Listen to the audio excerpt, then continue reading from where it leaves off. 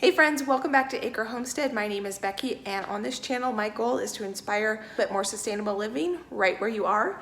And what we are going to be doing today is we are going to be working out in the garden. I've got a big harvest that I need to take care of. I actually made a list, which is not like me. I'm not typically like a super listy type person, but today I've got a lot going on. I'm going live later and I'm super excited. Let me know how it goes because I'm a little nervous about it, but I've got all my stuff prepped over here. I've got my recipe we're making, or we made when you watch this, chicken or pheasant piccata, but I'm using chucker, which is like this little game bird. My husband went hunting a year ago, and when I was doing my freezer tour, you guys really encouraged me that I need to make chucker, so we're gonna do it together tonight.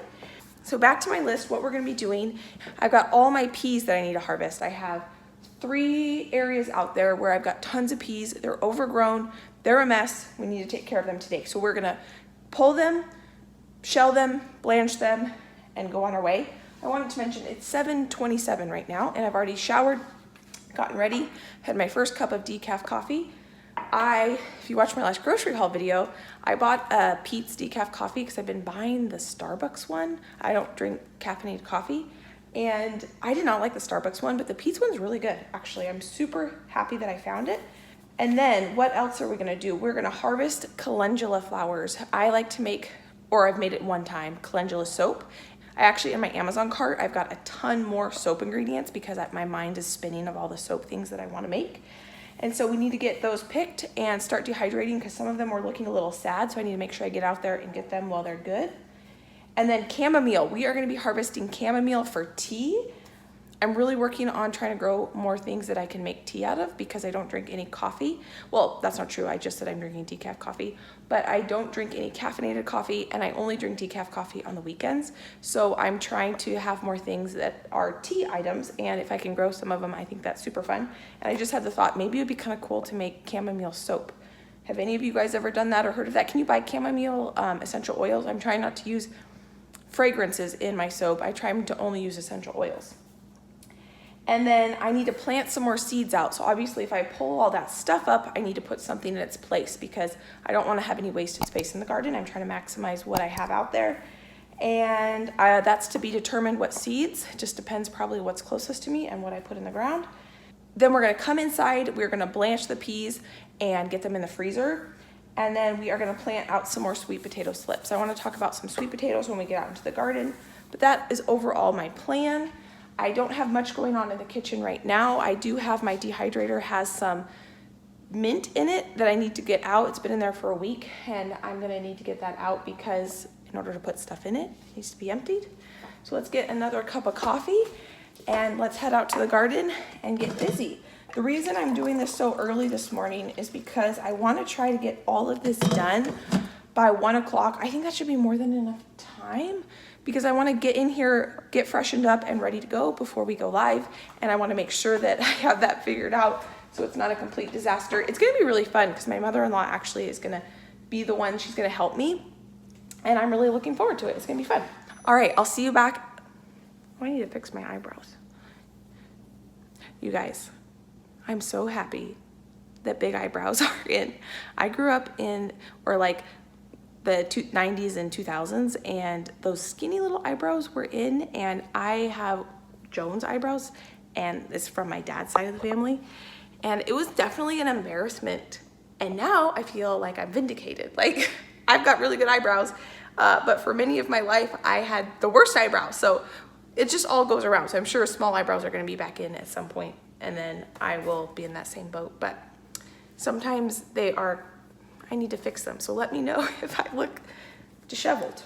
So we're out in the garden now, and I want to talk about this sweet potato bed that I have here. This is a straw bale garden. This is my first time doing straw bale gardening, and I wanted to plant sweet potato slips in it because I watched a YouTube video, and this guy harvested this massive amount of sweet potatoes from straw bales, and he said all he did was put a little bit of soil on top and plant the slips in. Well, I purchased these sweet potatoes from Johnny Seeds. I did start some of my own, and I doubted my own ability, which is just silly. You know, we are all more capable of things than we think we are. But because I doubted my ability, I felt the need to go buy slips. I spent $60 because I had to buy I bought 50 slips. I didn't have to buy, but I bought 50 slips, and that included the shipping and taxes because Johnny Seeds does charge a little bit for shipping.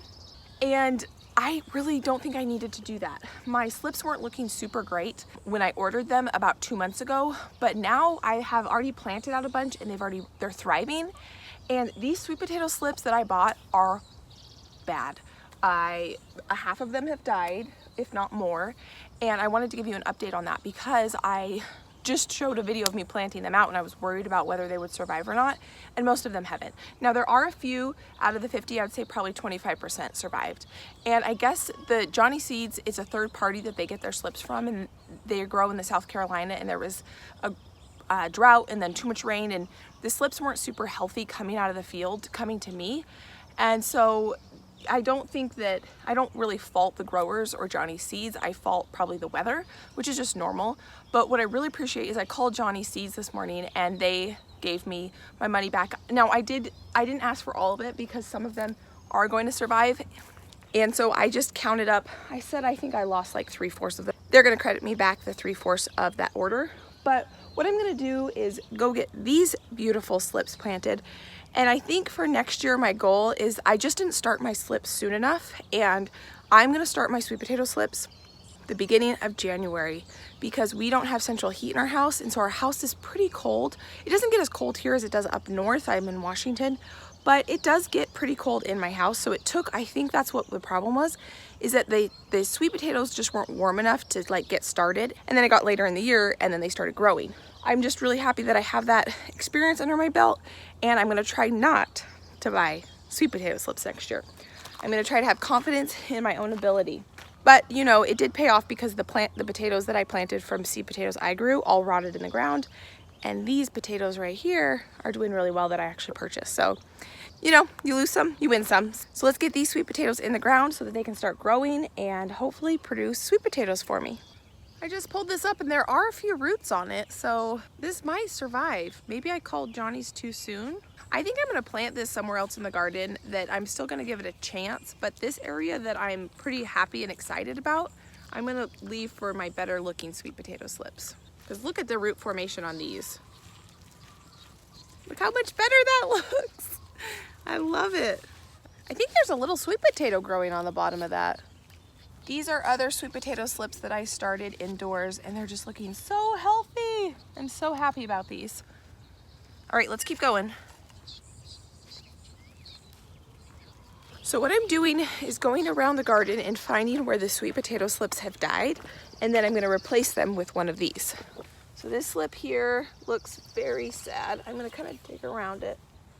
There are some roots that are growing on it, but I'm still gonna replace it with one of the better slips. Let's go with this one.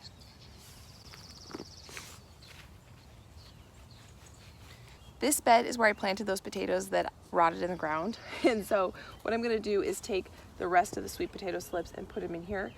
The end where I have some of those provider beans gets a little bit more sun than right here, but I need to try to put these in the ground. I don't wanna waste the space, so I'm just gonna plop them in, and if they don't grow, then they don't grow, but I'm hoping they do. So in this side of this bed right here is where I have the sweet potato slips that I started indoors and I planted out like 2 weeks ago, I think. And they're actually starting to look really good. They have a bunch of new growth on them, and I'm just super thrilled with the progress they're making. I don't know the variety, I can't remember. I'm very poor at labeling, which I will be better next year. That's a goal, keep me accountable. And then you'll see there's some volunteer potatoes in here, and I'm just gonna let those go. Hopefully I can dig those up before the sweet potatoes go crazy. This was a potato bed last year, and you can see how pretty the flower is. So I have these 3 here, and they are just, I'm gonna call them done. I gotta feed the chickens now. And then the next thing we're gonna be doing is taking care of these mammoth peas. I should have probably done this a week ago. That's a theme here. You'll probably, if you watch any of my videos, I should have done this a week ago. I should have done this a week ago. But it is what it is, and I'm out here now, and that's what matters.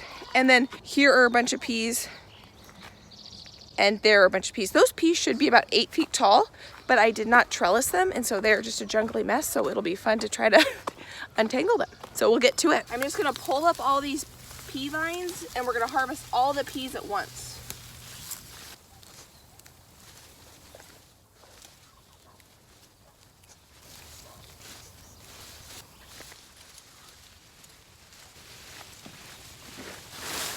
is going to be fun to have to take care of. This pile is growing. I'm going to get all the peas from everywhere and I'm going to plop them there and we're going to deal with them at one spot.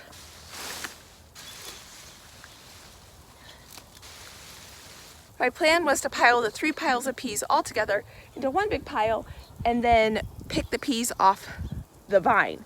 But I think that's going to be too big of a pile. So what we're going to do is I'm just going to work one pile at a time. Now these beds are 3 foot apart, and so you can just get a visual of how large these piles are. And they're going to reduce down quite a bit, because if you just think about how many peas you're going to get, just like the little peas. So I probably could have let the peas in this bed go a little bit longer, but I just want to get all of this out and done at one time. And so that's what we're going to do today.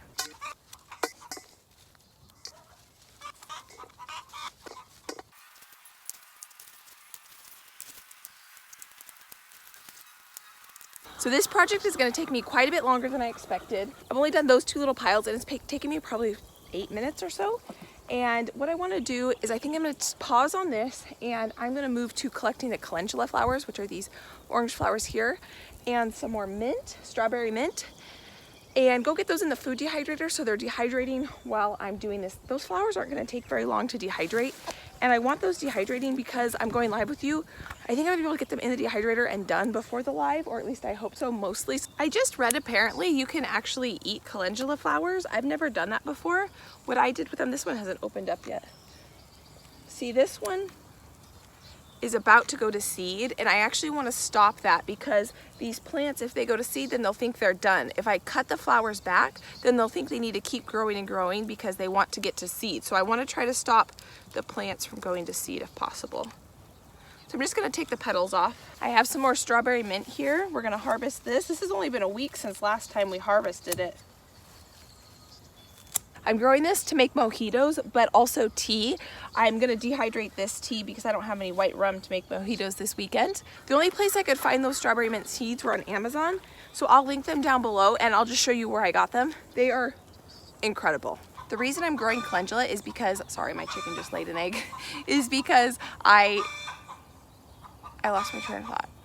Oh, the reason why I'm growing calendula is because I suffer from eczema pretty bad on my hands, and it doesn't help that I'm a dental hygienist and constantly washing my hands. So I'm trying to make this calendula soap, and I'm just going to keep trying to harvest throughout the season as many of those calendula flowers as I can as possible. And then right here, look how beautiful. This is chamomile, and oh my gosh, it smells so good. So I'm not really sure how to harvest chamomile because I've never grown it before, but I think all I'm going to do,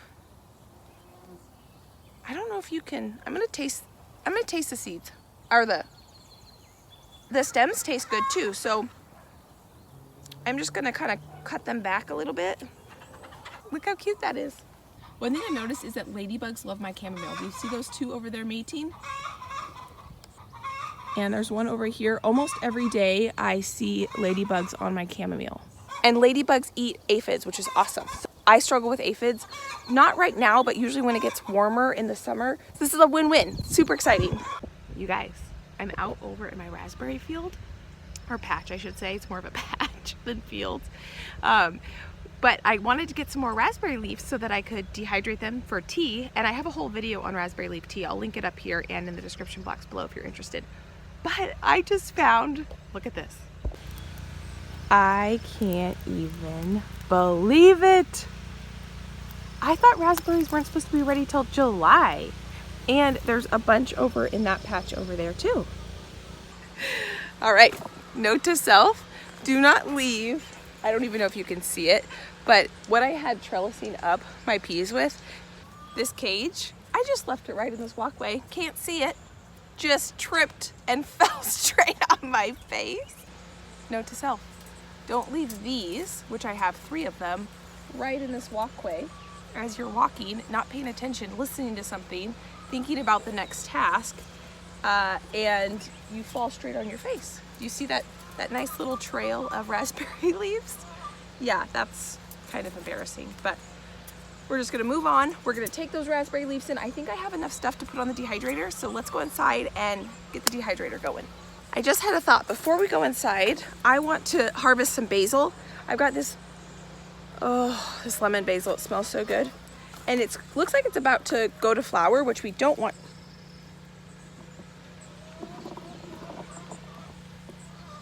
This is where I was bringing it to trellis up a tomato, and I literally just almost tripped over it again. Oh my gosh, and there's another one. Okay, so let me put these up out of the way. Let's put them straight up so we don't so we don't trip over them again. This is my pepper bed, and there's onions in here and carrots and all sorts of things. But between each pepper, I planted right here, this is lemon basil. And all I'm gonna do is cut it like that. What that's gonna do is that's gonna encourage bushiness, just like when I trimmed my peppers, I just chopped the top half of them off. We have in our basket regular basil, strawberry mint, lemon basil, chamomile, and calendula.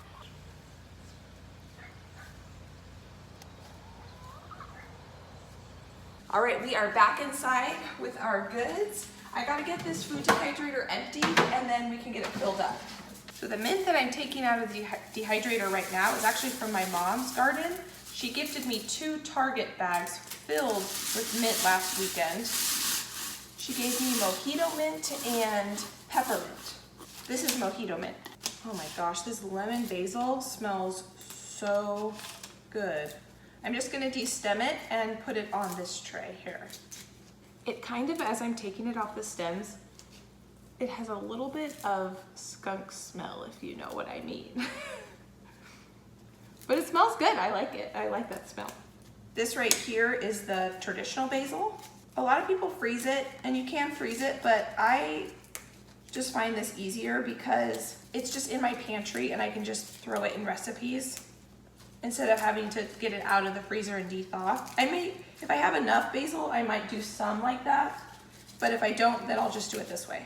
And I think I have enough room on this tray to put the calendula flowers. These oh my gosh, isn't that so pretty? I'm gonna go ahead and put the chamomile here. I think all of these flavors are gonna be just fine dehydrating together. Oh my gosh, the calendula. That smells incredible. It smells so good in here. I wish you guys could smell it. You guys, look how beautiful that is. We're just gonna throw this on here like this.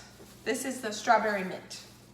This is my Excalibur Dehydrator. The only thing I don't like about this dehydrator is that I didn't get the bigger one. This is a 5 tray, and quite honestly, I really wish I could afford the 15 tray. This thing is a workhorse. I plan to have this thing running all summer long. I will link this dehydrator in the description box below if you guys want to check out the details on it. The one thing I love about this dehydrator, so it's a square dehydrator, the fan is in the back and the heating element is in the back. So the heat pushes forward. Most dehydrators, the heat comes from the bottom or the top. So as you're dehydrating, you constantly have to rotate the trays because you don't want the ones on the top getting like so crispy and the ones on the bottom or vice versa, because they're closer to the heating element, or they're not close enough and so they don't dry. And this one you don't have to do any rotating, which is honestly what I need as someone who works full-time and has a big garden and does all this stuff. I just don't have time to like babysit a dehydrator. I need it to work for me and I need to be able to just turn it on and let it go. So what I'm gonna do is I'm gonna turn this on about 95 degrees and I'm just gonna set it for 24 hours. But obviously I'm gonna check it before I cook dinner because I'm not gonna have this running when I go live with you guys later today. I need to take care of these peas. It's so beautiful out here. So I'm just gonna sit here, enjoy the birds. I can see 2 hummingbirds sitting up in my plum tree right now. That's been one of the best things about having these flowers. So one of my goals this summer or this garden season was to have flowers on the edge of both these beds. And next year I plan to expand that. I'm thinking I want flowers all the way down along the edge of all these beds because the hummingbirds literally come and eat out of those flowers and it's just incredible. Someone in the comment section on one of my videos when I think it was the last harvest video actually, where I noticed a hummingbird and I'm like, hummingbird! And I try to film it for you. And I interrupt myself a lot. And I think I do that for 2 reasons.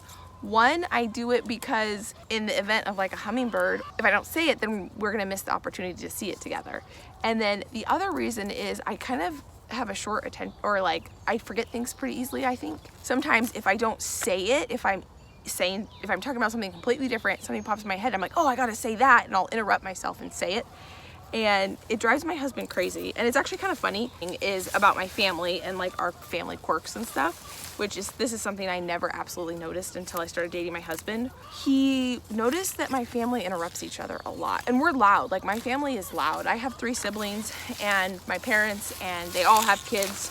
All my siblings have 2 kids, and so it gets really loud, and we like our voices to be heard. So we talk loud and we talk over each other and we interrupt each other. And it's hilarious because I never noticed that we interrupted each other until I started dating my husband, because his family kind of communicates a little bit different than that. And so he kind of thought it was like rude, like a little bit. I see it now and I never saw it before. It's hilarious. I'll sit there and I'll be at dinner at my family's house or something, and my parents will just totally interrupt each other, and they don't like, I think they notice it because you'll see like kind of like a look on their face, but it's not like enough to where I don't even know if it totally registers. Or sometimes I'll even call it out now. I'll be like, geez, you just interrupted blah, blah, blah. But we're just like, we just want our voices heard. So we just talk really loud and talk over each other. And when my husband and I first started dating, he kind of thought it was rude because that's just not his family culture. His family didn't grow up doing that. And so that wasn't what he was used to. And in his family, it was rude. And there's nothing wrong with that. It's just 2 different communication styles. And I try to tell him now that, you know, you shouldn't really be offended if I interrupt you, because I interrupt myself all the time. I probably interrupt myself more than I interrupt you, so it's not like a rude thing, which I do work on it. He does, I do try not to interrupt him as much. As it's a work in progress though. So I know that it is rude to interrupt. Anyway, families are funny, communication's funny. I just thought I would tell you that because you will notice in my videos that I will interrupt myself a lot. Oh, you know why I said all that? I said all that because one of you guys in the comments left me the cutest comment, and I thought it was so adorable. You said that, you know, like the phrase like squirrel, like you're a squirrel, like you get distracted really easily. And I had an instructor in hygiene school that called me a squirrel. And I had never heard that till I was in college. I think I was like 22 or something at the time. And it kind of offended me. I was like, that is so rude. It is true. Like if you look at the definition of like squirrel, like, or whatever, that's me. And this comment was left in the absolute most endearing manner ever. And she said she's gonna refer to me as a hummingbird because that's what I like yelled in that video, or not yelled, but was like, ah, hummingbird or whatever.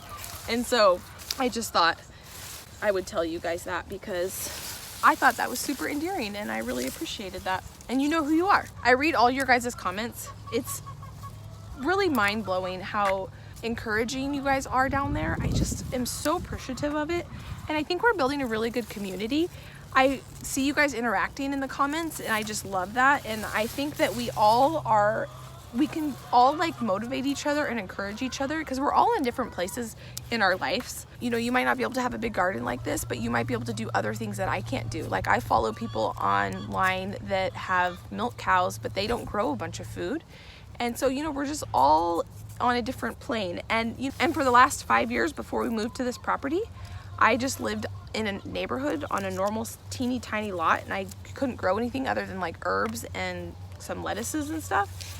And you don't have to have a big place like this to do a bunch of this stuff. I didn't. I started canning 6 years ago, and I would just go to the farmer's market and buy a bunch of produce. So we're all just at different places, and we can all kind of learn from each other and grow our skill set where we are. We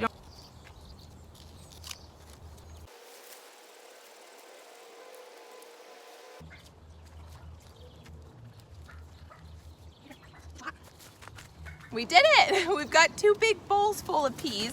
Now these are shelling peas, so it's really, we're not gonna get that many peas out of this, but I'm just thrilled to have it. What we're gonna do now is take all the pea greens. We're gonna give the greens to the chickens. So I'm getting 2 benefits from this.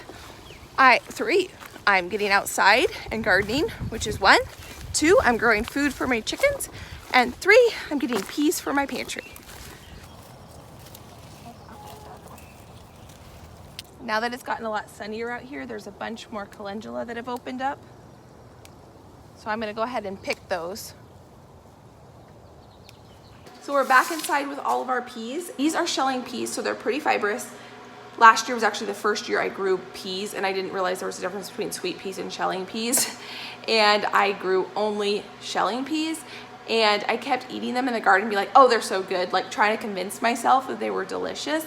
But then you'd get this like ball of like fiber, you know, and it was kind of gross. So to be quite frank with you, this is all I got out of half those peas. I went ahead and decided to stop here. I'm gonna get these blanched in the freezer. But as I was sitting there shelling, I was getting a little bit nervous about all the things that I need to do for my live, and I really want to make sure that I'm as prepared as possible. So we are going to get these blanched up, and then probably after the live or tomorrow, I'll worry about the rest of the peas. But I wanted to make sure I showed you guys what I was going to do with these. I have on the stove a pot of boiling water, and all I'm going to do is take these peas. Woo, that's hot. And I'm going to boil them for 1 minute. We're not trying to cook the peas here, we're just trying to break down that enzyme that makes food break down in the freezer. Normally I don't blanch things. Last year I didn't blanch anything, and this year I'm trying to do it more by the book, so I'm gonna try blanching. So once they turn really bright green, greener than they were when they went in, then you know that they're done, which we're getting very close to that. I've decided that next year I'm not going to do shelling peas. I am going to do just sugar snap peas because you get a lot more bang for your buck. You get a ton more volume. All the shells that I took off these are just going to go to the chickens or compost. And to be quite frank with you, I don't think the chickens are going to really like the shell part. My chickens are a little bit finicky, so it's just going to go to compost.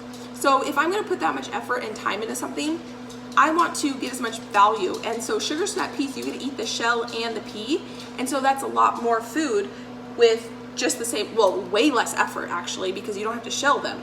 And that's what took for absolute forever, was shelling the peas. This took me an embarrassing amount of time.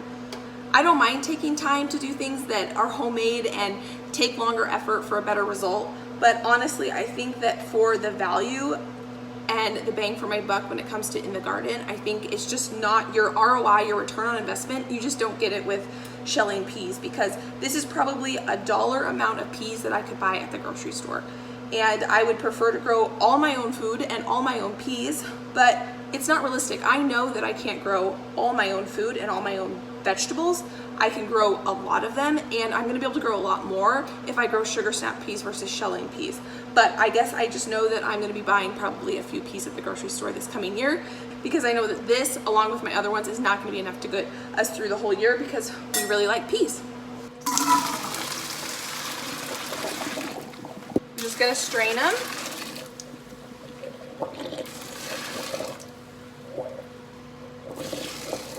We're gonna eat these on the live. I've just decided. I didn't have a green leafy vegetable or a green vegetable or a vegetable of any kind actually planned for the menu. I was just gonna skip the vegetable. But these smell really good, so this is what we're gonna have for dinner. So once you strain them, you wanna get them into ice cold water, and that's gonna stop the cooking process.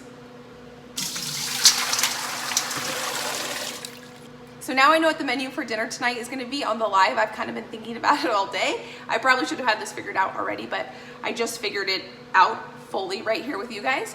So we're gonna have chucker, peas, and potatoes. I'm gonna do mashed potatoes. I'm gonna do Parmesan mashed potatoes.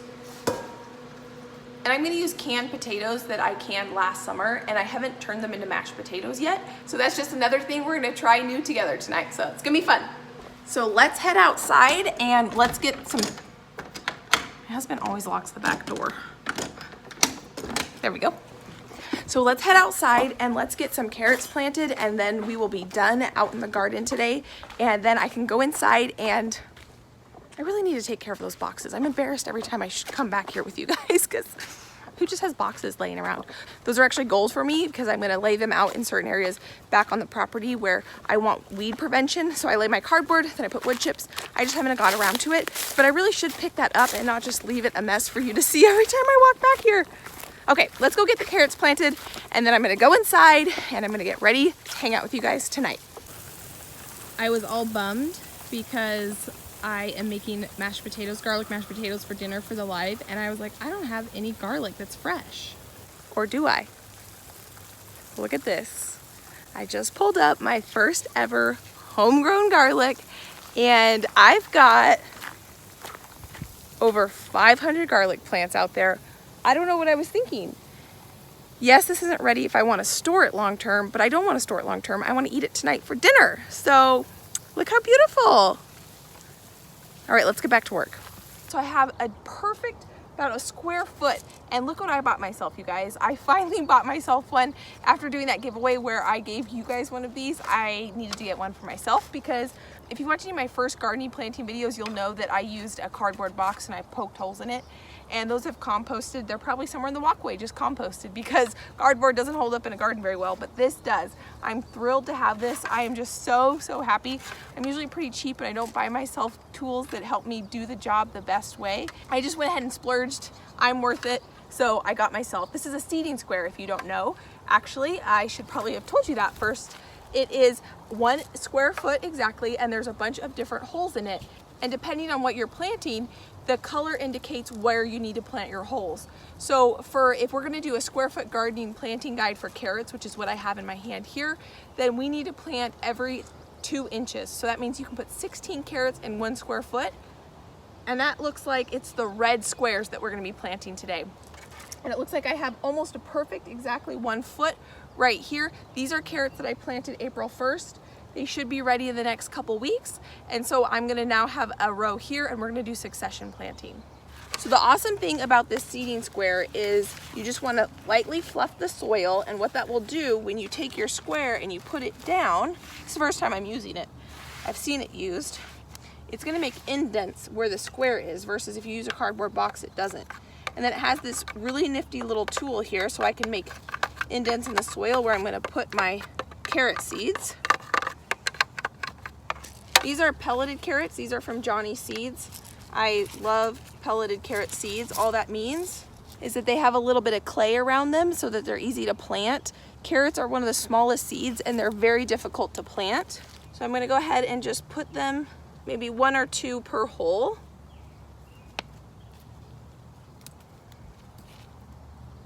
Instead of doing 1 at a time, I'm gonna go ahead and mark and indent the entire row with the seeding square, and then we'll come back and plant the seeds.